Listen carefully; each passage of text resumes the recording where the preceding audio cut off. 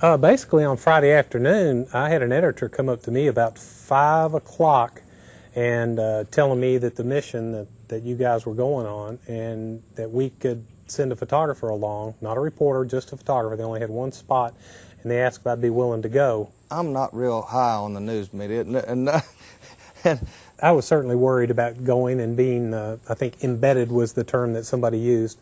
That's a difficult situation. I know that a lot of time there's a little animosity between law enforcement and media. It's just natural. It's we sort of have different jobs to do, and they often clash. At first I viewed the news media and the extra people around as excess baggage that we didn't need, and it might compromise our mission.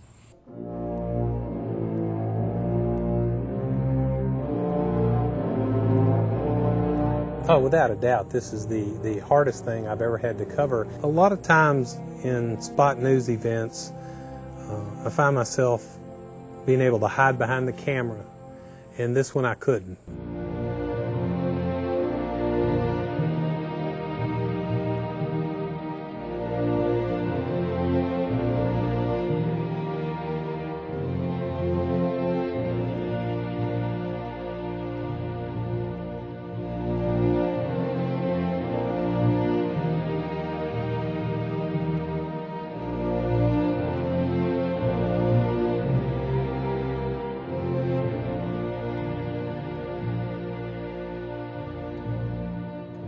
As time went on, and I saw he was working just as hard as we were, and if we needed him to put that camera, I wouldn't have hesitated in saying, Charles, put that camera down and grab the end of the stretcher, and he would have done it.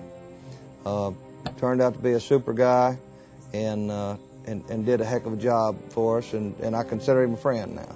Somebody asked me what I thought of these guys on about the second day of the trip, and I think I described them as a great big happy dysfunctional family. These guys love to kid, they love to joke around, they have a lot of fun, they fight with each other, they pick on each other, but you could also tell when it came time to do their job, they became the absolute utmost professionals I've ever witnessed. These guys knew exactly what they were doing, and this was the most perfectly suited set of circumstances for this type of an officer. You had people that had obvious boating skills, knew how to navigate on water, and they had the law enforcement ability to handle the situation. This was not a normal flood relief where they can go in with a boat, rescue people, end of story. These people had to be armed. There was a great chance of them getting shot at. They had to protect not only themselves from the water, because the water was nasty, contaminated, hazardous water. These officers handled that with extreme professionalism. And then they would come back at night, and you could just sort of tell that they tried to cut loose at night and relax like you would be, which would be normal, but there would be just a lot of time spent telling the stories of the day. And you could just sense that a lot of these officers were wearing their hearts on their sleeves, right below their badges, that they were feeling this, that it was affecting them. They talked a lot about their family. I heard a lot of them talk about how they need to really appreciate what you have. You have a home, you have a family to go to, that a lot of people today lost everything they had. So these officers showed an awful lot of courage.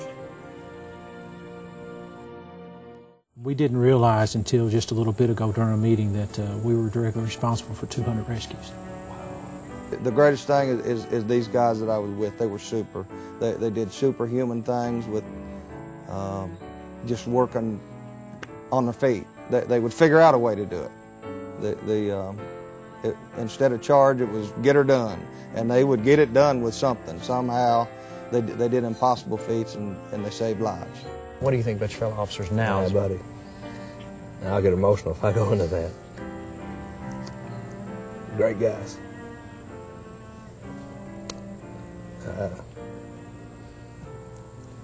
I'd walk too far with them. Thanks again to our brave officers who put their lives on the lines in Louisiana. They made our state proud.